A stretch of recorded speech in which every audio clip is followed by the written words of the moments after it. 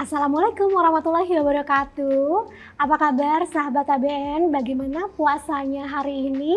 Lancar? Semoga lancar dan ibadahnya juga sampai nanti maghrib juga lancar ya sahabat ABN. Nah, saya izin lepas maskernya ya karena kita semua di sini sudah memenuhi standar protokol kesehatan dengan baik dan tentunya di antara saya dan juga narasumber sudah terdapat plexiglass yang akan membuat bincang-bincang kita lebih aman lagi. Nah, sebelum kita mulai ABN Talk Show kita hari ini, saya mau mengingatkan Anda nih untuk jangan lupa subscribe, like, dan juga nyalakan tombol loncengnya di ABN Today YouTube channel.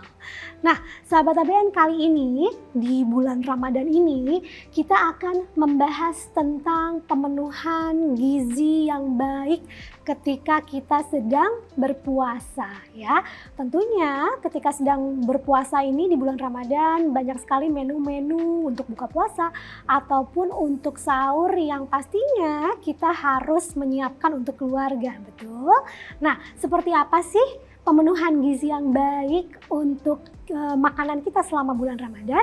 Untuk itu, hari ini di studio dari ABN Talk Show sudah hadir bersama saya dokter yang cantik sekali yang sudah ada di sebelah saya, Dr. Sheila, spesialis gizi klinik. Dr. Sheila, apa kabar? Hai Mbak Wina, alhamdulillah baik Mbak Wina. Bagaimana puasanya dok? Lancar dok? Alhamdulillah insya Allah Mbak Wina, iya. Terlihat tetap segar ya dok ya, tetap segar, tetap fresh walaupun juga sedang berpuasa ya dok ya. Nah dok, ini mungkin kalau dokter Sheila ini ya secara sebagai spesialis gizi tentunya juga pasti sudah sangat mengatur pola makan, kebutuhan nutrisi selama bulan puasa. Nah mungkin bisa di-share juga nih sama sahabat ABN yang sudah menonton kita nih, bagaimana sih dok pemenuhan gizi kita selama puasa? Kita kan selama 12 jam lebih kita tidak makan, tidak minum nih dok. Baiknya seperti apa sih dok yang sehat nih? Pertama-tama saya akan menyapa sahabat ABN dulu, Mbak Wina. Ya, halo semua sahabat ABN. Semoga puasanya hari ini dapat berjalan dengan baik dan insya Allah di sore hari ini saya akan memberikan tips mengenai agar tubuh tetap fit dan sehat, bugar dengan pemenuhan gizi yang baik selama menjalankan ibadah puasa. Nah, jadi yang pertama-tama nih Mbak Wina, untuk memberikan kita tuh supaya tubuh kita memberikan hasil memberikan energi yang cukup, kita harus memenuhi kebutuhan gizi yang cukup juga. Memang tidak bisa kita samakan nih antara kebutuhan gizi anak-anak, kebutuhan gizi dewasa, kebutuhan gizi lansia juga berbeda-beda. Jadi memang semuanya kita harus tahu, laki-laki, perempuan juga berbeda. Walaupun sama-sama laki-laki, tetapi yang satu mungkin kerjanya di bawah terik matahari, yang satu di dalam ruangan juga berbeda kebutuhannya. Atau sama-sama usianya sama-sama contoh 30 tahun, tapi yang satu sudah ada penyakit penyerta juga kebutuhan gizinya berbeda-beda. Nah untuk itu, selama menjalankan ibadah puasa, ada baiknya kita mengetahui kebutuhan kalori harian kita. Jadi memang per hari harus kita hitung. Insya Allah dengan rumus yang sederhana bisa dilakukan, bisa diikuti oleh sahabat ABN. Yaitu rumus yang paling gampang diingat, yaitu laki-laki bisa dikalikan 30 kilokalori dikalikan berat badan ideal. 30 kilokalori dikali berat badan ideal. Oh, dikali berat badan ideal, bukan berat badan saat ini, bukan ya? Misalkan kalau lagi obesitas kita kalikan dulu berapa berat badan idealnya. Untuk perempuan bisa dikalikan 25 kilokalori dikalikan berat badan ideal. Jadi sangat mudah rumusnya yang bisa mungkin sahabat ABN lakukan sehingga nanti kita dapat mengetahui secara pasti berapa sih kebutuhan kita harian dalam menjalankan ibadah puasa ini supaya kita tidak terlalu ternyata kalorinya berlebihan sehingga nanti yang ada selama bulan puasa jadi malah ada overweight jadi. Betul, malah nambah berat badan ya dok ya. Kok selama puasa 30 hari bukannya turun berat badannya, kok jadi malah menambah berat badannya. Jadi memang kita harus jumlah jadwal makanan memang kita harus benar-benar harus kita harus secara detail. Walaupun di bulan suci Ramadan ini bukan berarti setelah berbuka nanti kita akan makan sebanyak-banyaknya. Jadi iya, jadi akan kita bagi nanti. Oh, Iya. oke. Nanti kita juga akan membahas tentang Iya. porsi makanan ketika berbuka atau sahur gitu ya nanti. Iya. Tapi mungkin sekarang saya mau tanya dulu nih, Iya. Dok. Nah, kalau untuk komposisinya sendiri Iya. dari gizi-gizi yang makanan yang kita makan ketika bulan puasa itu harus tetap lengkap ya. Maksudnya kayak Iya. karbohidrat, Betul, protein iya. gitu kan, yang Iya. sayur, Iya, buah itu betul. juga harus tetap ada ya, Dok ya. Iya, jadi memang komposisi utama yang harus kita perhatikan sahabat ABN yaitu komposisi dari makronutrien, yaitu karbohidrat, protein, dan lemak. Dan juga komposisi dari mikronutrien. Jadi memang bukan berarti dalam kita melakukan ibadah puasa, begitu kita berbuka, Mbak Wina kita boleh makan sebanyak-banyaknya karbohidrat, karena kan yang manis-manis maunya ya Mbak Wina ya, jadi biasanya tuh segala macam es ya kita minum itu, ternyata itu kan juga ada karbohidratnya, jangan sampai akhirnya kebutuhan karbohidratnya berlebihan. Jadi tadi kebutuhan makronutrien, karbohidrat, protein, lemak, semuanya harus kita bagi. Kebutuhan karbohidrat di sekitar antara 50%, protein 20% dan lemak 30%. Oh, oke. Itu dia komposisinya nih. Nah, Dok, kita sebagai orang Indonesia ya, Dok ya, tidak bisa dipungkiri. Nampaknya kalau makanan untuk berbuka puasa, orang biasanya berbuka itu dengan gorengan. Iya, betul. Kayaknya kayak kurang afdol gitu Betul kalau ya, berbuka kurang, puasa. jadi kayak udah ciri khas ya Mbak Udah Wina ciri ya. khas ya. Ciri khas makanannya selalu harus ada gorengan. Gorengan ya. gitu. Nah, itu gimana nih, Dok? Dengan berbuka menggunakan gorengan nih, Dok. Jadi gini sahabat ABN, bukannya tidak boleh kita berbuka puasa dengan gorengan ya Mbak Wina ya. Tetapi yang perlu diketahui sahabat ABN bahwa gorengan itu memiliki kandungan kalori yang cukup tinggi. Walaupun kecil, misalkan aduh saya cuma makan gorengan kayak bakwan sedikit kecil. Tapi bukan berarti bentuknya yang kecil, tetapi jumlah kalorinya yang sangat besar yang terkandung di dalam satu gorengan tersebut. Karena prosesnya adalah deep frying, yaitu dia menyerap sangat banyak sekali minyak. Dan minyaknya, lemaknya itu lemak sangat jenuh. Itulah yang menyebabkan akhirnya suatu makanan yang deep frying memiliki kandungan kalori yang sangat tinggi. Nah, kalau kita makannya beberapa biji, nanti belum lagi nanti takjil yang lain, kalau kita kalkulasi akhirnya udah berlebih sekali kebutuhan kalorinya. Ya, Dok, sudah menumpuk. ya. Jadi kita harus menghindari, kita harus berbagi-bagi dalam arti berapa persen pada saat berbuka, berapa persen takjil, berapa persen nanti mungkin setelah tarawih ya mau ada mungkin rasa-rasa ingin makan sedikit, dan berbagi lagi untuk kalori untuk pada saat sahur. Kita harus benar-benar menghitung agar satu, yang kita badan tetap fit dalam menjalankan ibadah puasa. Kita juga nanti tidak mengalami obesitas.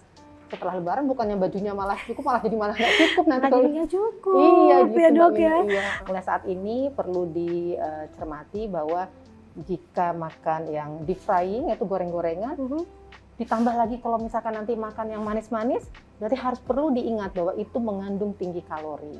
Aduh, bahaya itu ya, Dok ya. Nah, Dok, kita ngomongin sahur nih ya, Dok ya. Kadang dulu waktu saya kecil gitu ya, suka ibu saya suka bilang, ayo makan sahur yang banyak, biar nanti puasanya kuat sampai Biar nggak lemes maghrib, ya. biar nggak lemes. Ayo makan yang banyak. Nah, sebenarnya itu ada pengaruhnya nggak sih, Dok, ketika kita sahur makannya banyak, jadinya lebih tahan lagi, cadangan makanan di badan kitanya jadi bertahan lebih lama. Itu bener nggak sih, Dok? Mitos atau fakta tuh, Dok? Mitos Mbak Wina. Mitos ya. Iya, jangan sampai kita tuh makan sahur tuh berlebihan. Yang satu, kalau kita makan sahurnya berlebihan nih sahabat IBN, yang ada tubuh nanti menjadi lemes. Apalagi kalau misalkan kita nanti terlalu banyak, misalkan satu nih, minum teh manis pada saat sahur tuh, kafeinnya kan banyak tuh Mbak Wina. Biasanya kalau kita asupan nanti kan belum pada saat kita berbuka puasa, kita udah minumnya ada kafein lagi, misalkan contoh salah satu aja. Terus nanti pada sahur kita minum lagi, minum teh hangat terlalu banyak, yang kafeinnya juga terlalu banyak nanti. Karena kalau misalnya kita terlalu banyak minum kafein, nanti kita biasanya jadi seperti dehidrasi Mbak Wina. Karena kafein bersifat diuretik, dia gitu. lebih banyak memproduksi urin. Takutnya jadi dehidrasi, sahabat ABN. Jadi itu perlu diketahui. Apapun juga jenisnya kita harus tetap harus terhitung dari makronutriennya, mikronutrien terhitung pada saat kita bagi pada saat berbuka dan sahur. Untuk sahur cukup sekitar antara 30 hingga 40% dari kebutuhan total harian. Untuk berbuka kita bisa 50%, sisanya untuk takjil. Jadi memang kita tidak bisa kita balik malah justru yang pada sahur kita kalorinya banyak sekali supaya kita nanti nggak lemes, supaya kita punya cadangan sampai maghrib ya Mbak Wina ya, justru enggak cukup antara 30 hingga 40% Mbak Wina. Jadi dari total kebutuhan kalori harian cukup segitu aja. Dan juga satu nih sahabat ABN nih, yang paling utama juga kita jangan terlalu banyak makan yang asin-asin pada saat sahur. Oh, asin-asin juga ternyata tidak terlalu karena bagus kalau ya. asin-asin juga nanti juga jadi cepat haus. Iya, jadi kita harus juga nih menghitung kebutuhan dari natriumnya. Di kebutuhan garam per hari juga kita harus benar-benar kita harus hitung, karena jangan sampai nanti tengah-tengah baru jam 10 udah haus, jam 12 sudah haus. Jadi karena terlalu banyak makan yang asin-asin. Kalau kita pikir-pikir di saat bulan puasa justru asupan gula itu jauh lebih banyak dibanding di luar bulan puasa ya Dok. Iya. Nah sebenarnya kalau untuk gula sendiri gitu, untuk batas normalnya atau yang dianjurkan masih tetap aman itu seberapa banyak sih Dok? Nah ini sangat penting nih sahabat ABN. Kebutuhan gula harian tidak boleh melebihi dari 50 gram per hari, yaitu setara dengan 4 sendok makan per hari. Jadi sahabat ABN jangan sampai akhirnya pada saat berbuka sudah minum teh manis 2 sendok gula. Terus nanti sahur bisa 2 gelas, yang 1 gelasnya 2 sendok gula. Berarti itu udah 6 sendok gula. Belum tajilnya loh Dok itu. Belum ada di nasinya. Nasi kan juga ada gulanya juga. Belum nanti gorengan di tepungnya kan ada gulanya juga. Nah itulah yang menyebabkan akhirnya akumulasi dari gula akhirnya jadi berlebihan. Karena menghitungnya bukan dari hanya gula, benar-benar gula, tetapi dari yang terkandung gula yang terkandung di dalam makanan. Mungkin di roti-rotian, mungkin di tepung-tepungan juga ada gulanya. Di buah-buahan kan juga ada mengandung gula juga Mbak Wina. Jadi benar-benar kita harus menghitung kebutuhan gula, jangan sampai akhirnya kita berlebihan mengkonsumsi gula. Gimana nih Dok dengan kurma? Apakah sih termasuk yang sehat atau yang terlalu banyak gula atau gimana nih Dok? Nah ini nih sahabat ABN, kurma ini ternyata dalam 3 butir kurma hanya mengandung 50 kalori aja Mbak Wina. Oh kecil ya Dok ya? Dan itu seratnya juga baik dan gulanya juga nggak begitu banyak. Jadi aman sekali kita mengkonsumsi gula pada saat berbuka dan pada saat sahur. Jadi nggak perlu khawatir Mbak Wina. Jadi kurma ini baik sekali juga kita pada saat kita konsumsi saat berbuka dan sahur. Jadi jangan sampai ketika kita selesai melaksanakan ibadah di bulan Ramadan, akhirnya jadi malah menimbulkan penyakit gitu ya Dok ya, terlalu banyak konsumsi yang manis-manis akhirnya bisa berujung diabetes ya Dok ya. Nah kebetulan nih sahabat ABN dan juga Dokter Sheila dari Abadi Nusa kita juga punya alat yang bernama EasyMax. Ini adalah alat untuk mengecek kadar gula darah, tapi kita bisa melakukannya sendiri. Kalau Anda juga penasaran, pengen tahu seperti apa sih EasyMax ini, silakan kita akan cantumkan di bawah sini. Anda boleh langsung cek di marketplace dari Abadi Nusa. Dok, untuk sahabat ABN nih, kalau mau mengecek untuk kadar gula sendiri, itu sebenarnya waktu yang baik itu kapan sih Dok? Apakah harus puasa dulu atau mungkin tidak puasa juga boleh gitu untuk pengecekan sendiri di rumah nih ya Dok ya? Itu waktu yang terbaik tuh kapan sih Dok? Nah sahabat ABN, untuk waktu pengecekan gula darah yang paling baik, misalkan kita nggak perlu repot-repot ya, keluar kan ada alat yang mudah sekali kita bisa gunakan, pakai EasyMax tadi ya Mbak ya. Jadi kita bisa sebenarnya dengan mengecek kadar gula darah kita 3-4 jam setelah makan. 3-4 jam setelah makan ya Dok ya. Karena itu juga lambung kita sudah selesai bekerja untuk memproses makanan yang setelah kita makan ya Dok ya. Kalau tadi makanan yang kita konsumsi ketika kita sahur, berbuka puasa, nah setelah itu kan ada lebaran nih Dok. Yang ditunggu-tunggu ya. Belum selesai ternyata ya, masih ada lebaran. Nah lebaran ini juga ternyata ya Dok ya, ini kalau kita lihat kan makanan-makanannya mengandung santan ya Dok ya. Terus juga makanan-makanan yang diproses dengan cukup lama proses pemasakannya. Nah untuk kandungan gizinya sendiri nih Dok dari makanan lebaran, menurut Dokter Sheila itu seperti apa sih Dok? Nah sahabat ABN, pada saat lebaran pastinya dong makanan-makanan tradisi itu keluar semua ya Mbak ya. Biasanya ya ada opor, ada lontong, terus ada biasanya ada makanan tersebut kan tinggi nih namanya. Tingginya tinggi lemak jenuh Mbak Wina. Karena jenisnya, cara pembuatannya, prosesnya itu mengandung lemak yang sangat tinggi. Nah, bukan yang nggak boleh, dimakan pada saat Lebaran, boleh dong. Lebaran kita namanya juga hari kemenangan ya Mbak Wina ya, Betul. boleh banget, tapi dibatasi jumlahnya, disesuaikan dengan kebutuhan kalori harian kita. Bukan berarti pada saat Lebaran kita bebas merdeka makan apa saja, tetap harus kita hitung. Ataupun kalau kita mau makan sedikit berlebih banyak pada saat hari raya, tapi kita harus lakukan lagi dengan olahraga rutin yang benar lebih berat lagi, supaya kita nanti tidak terjadi penumpukan lemak yang berlebihan lagi. Jadi memang kalau pada saat Lebaran boleh-boleh saja, sah-sah saja kalau kita mau menikmati di hari kemenangan dengan makan berbagai macam makanan tradisional yang telah disediakan oleh keluarga, boleh aja. Tetapi kalau bisa jumlahnya harus dibatasi, harus dihitung juga sesuaikan dengan kebutuhan kalori harian kita. Kalau kita biasa kalau Lebaran kan makan opor, Ya. ketupat, Ya. mungkin ditambah rendang. Nah, kalau menurut dokter, kira-kira itu dalam satu piring itu mengandung berapa banyak kalori nih dok?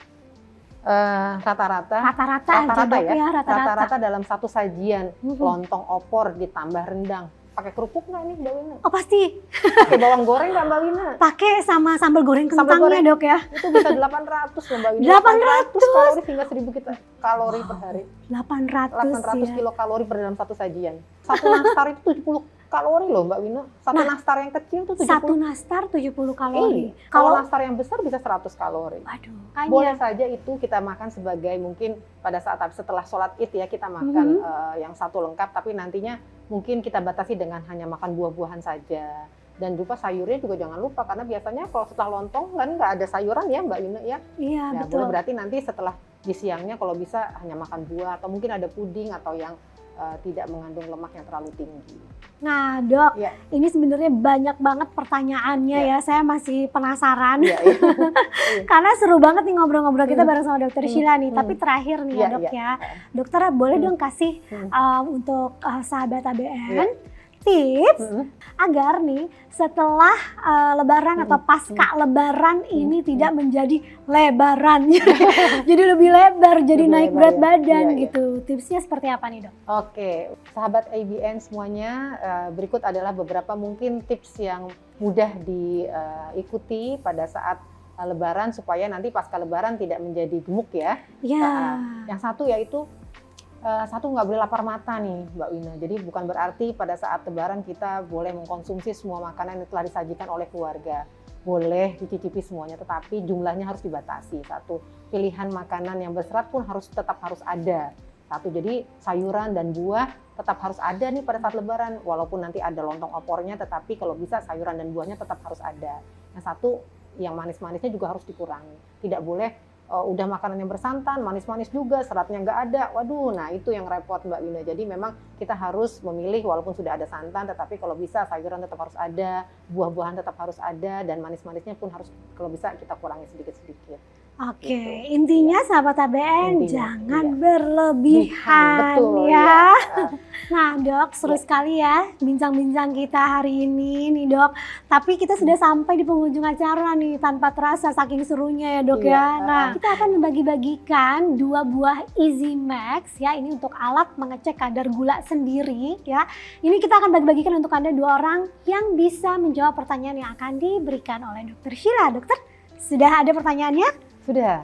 Oke, Nah. silahkan. Oke, sahabat ABN semua, berikut ada 2 pertanyaan dari saya yang akan saya berikan sehingga nanti mungkin akan ada hadiahnya ya. Yang pertama yaitu apakah kebutuhan kalori seseorang sama atau berbeda? Yang kedua, berapakah jumlah asupan gula yang masih aman dapat dikonsumsi dalam 1 hari? Jadi berapa gramnya ya? Ya, gitu, Mbak Wina. Oke, Ya. itu dia, terima kasih Ya, dok pertanyaannya. Sama-sama ya Mbak Wina ya. Jadi sahabat ABN ya, apakah kebutuhan kalori setiap orang itu sama atau berbeda? Dan yang kedua, berapa gramkah kebutuhan gula yang dibutuhkan oleh kita dalam 1 hari? Ya, Betul begitu ya dok Betul ya? ya Mbak Wina. Oke, 2 buah Easy Max untuk Anda, 2 orang pemenang sahabat ABN. Kalau Anda tahu jawabannya, langsung saja Anda ketik jawabannya di kolom komentar dari Instagramnya ABN Today. Oke, jangan lupa setelah tulis jawabannya, tag teman Anda sebanyak-banyaknya. Nah, tanpa terasa, sahabat ABN, kita sudah sampai di penghujung acara.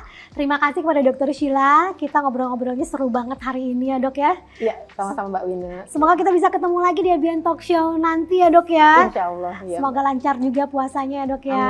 Amin, ya. Dan juga terima kasih untuk Anda sahabat ABN yang sudah menyaksikan talk show kita dari awal sampai dengan akhir. Kalau begitu, saya Wina Dwi Harja mewakili kru dari ABN Talk Show. Kita pamit dan semoga puasa Anda hari ini tetap kuat dan juga lancar. Sampai kita ketemu lagi di ABN Talk Show selanjutnya. Saya pamit. Wassalamualaikum warahmatullahi wabarakatuh.